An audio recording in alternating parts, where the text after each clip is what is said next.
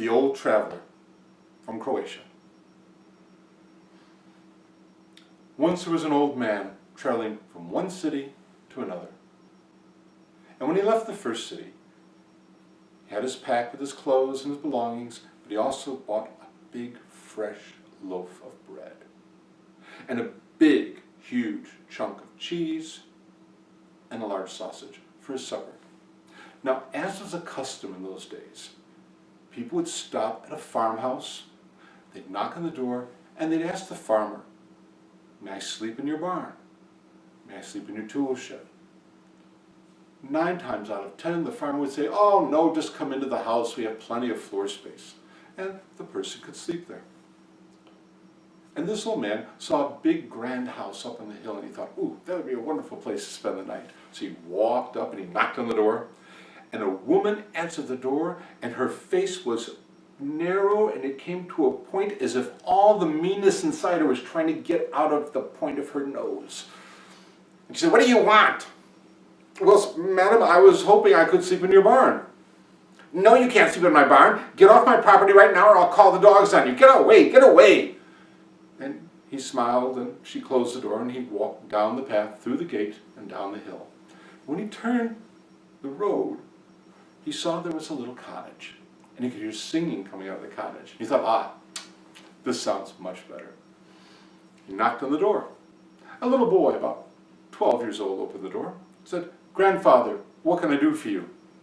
In those days, that was a sign of respect, to call even a stranger who was older grandfather or grandmother. He said, "Well, son, I was wondering if I could sleep in your shed tonight."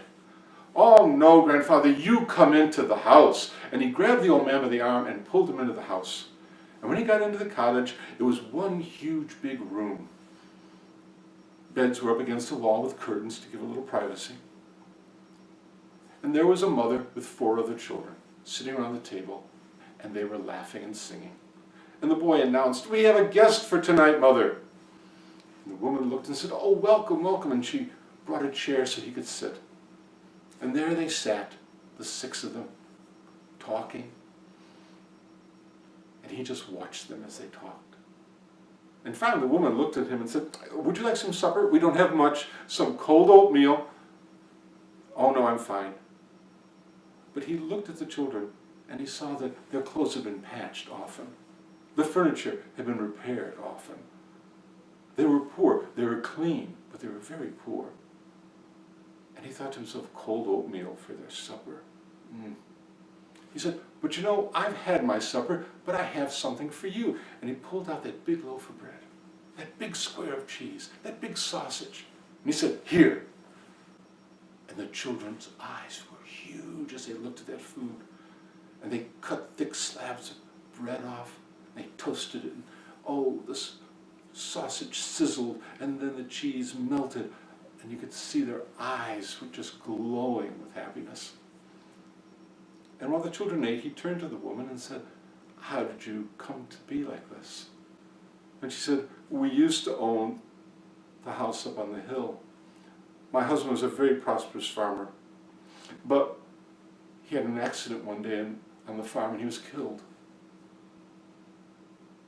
And then one of the children got sick, and then another. I had to sell off land, and finally I sold off the house, and we moved to this little cottage. I used to be a seamstress, but now I can't even buy cloth to make clothes for my own children." And he nodded. And soon it was time to go to bed, and he spread his bedroll out by the fireplace, but the boy who'd let him in said, "Oh, grandfather, you can't sleep on the floor. You sleep in my bed, and I'll sleep here." And so the old man slept in the boy's bed. The boy slept by the fire. And next morning, the old man woke to the smell of sausage and cheese and bread that was left over from the night before. And he had his tea, and he had some food. And the woman walked him to the gate, and she thanked him for visiting. And the old man said, "I have a gift for you." And she said, "A gift? We weren't hospitable to you in order to receive a gift." And he said, "I know that. If you were, you wouldn't be getting one. My gift to you is whatever you do first thing today, you'll do all day." The woman thought, what a strange man. And she waved as he left. And she walked in the house, and as she walked through the door, she thought about her children. And she said, I'm going to see if there's any cloth left in the box where I used to keep my sewing things. And if there's even a little piece of cloth, I'll make a kerchief for one of the children. And she went into the box, and she reached in, and there wasn't a little piece of cloth. It was a huge piece of cloth, and she kept pulling. And it was silk.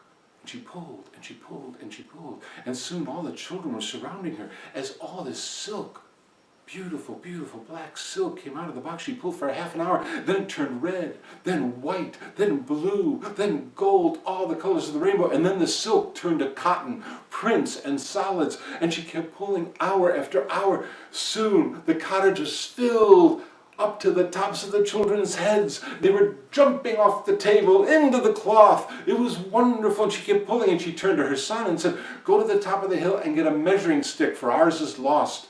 Get it from our neighbor, for tonight I'm making clothes. And the boy ran up, and the neighbor said, what do you want? He said, oh, my mother is making some clothes, and she needs a measuring stick. She wanted to borrow yours. You don't have enough money for cloth. And the boy told the story about the strange old man who gave them a gift. And the woman thought to herself, that should have been my gift. And she gave, begrudgingly, the measuring stick to the boy. And he ran down, and still the mother was pulling, and now it was wool, strong, warm wool. Well, the woman from the top of the hill told her servants, go get the old man and bring him back here. And the servants said, well, he's going towards another city. Why would he come back? If you don't bring him back, you don't have a job. And so the servants ran after him. And they found the old man. He was walking leisurely. And they stopped and said, oh, grandfather, please come back with us. My mistress wants you to stay on top of the hill in her mansion. But I'm going to the town. Please, if you don't come back with us, we'll lose our jobs. And the old man sighed and nodded and went back. And as they passed the little cottage, the sun had just set, and the last piece of cloth came out of that box. And the cottage was filled to overflow with wool and cotton and silk. Enough where she could make clothes for her children and clothes for other people and sell them, and they would never be poor again. And when she got to the top of the hill, when he got to the top of the hill, the old woman was waiting. Oh, welcome, welcome, welcome. It's so good to see you. I've made supper, and there was a beautiful supper. And after supper, she showed him to a guest room with a big bed. Oh, and a feather comforter. It was wonderful. And he slept. Next morning, he had breakfast. Then he went into her library and read. And he had lunch. And he went back to the library and read. And he took a nap. He stayed for supper. He stayed one night, and then two, and then three. And she's saying to herself, when is he leaving so I can get my gift? But he stayed long enough to watch her, how she screamed and yelled at her servants, how she kicked the old dog whenever it was lying in her way. He watched her. And then one morning he said, I'll be leaving after breakfast. And she thought to herself, and the old man packed his things, and after breakfast she walked into the gate, and then she said, do I get my gift now? And with a smile that was half humorous and half sad, the old man said, yes. Whatever you do first thing today, you'll do all day. And he turned and he walked away. Well, this woman had planned it. Up in the attic there was a box that she hid in the rafters, and it was filled with gold coins, and she was going to start counting them, and she knew that by the end of the day she would have more gold coins than anyone in the entire kingdom. That box would give her unlimited wealth. So she ran upstairs, she reached up, grabbed that box, pulled it down, but the dust on top of the box hit her in the face, and she sneezed. And she sneezed. And And she sneezed, and she sneezed, and she sneezed, and she sneezed, and she kept on sneezing and sneezing and sneezing. She hardly caught her breath as she sneezed, and she sneezed, and she sneezed. The chicken stopped laying eggs. The cow stopped giving milk as she sneezed, as she sneezed. The barn fell down. The house finally fell down in one last sneeze as the sun set. And the woman looked around at the ruin of her home and her farm,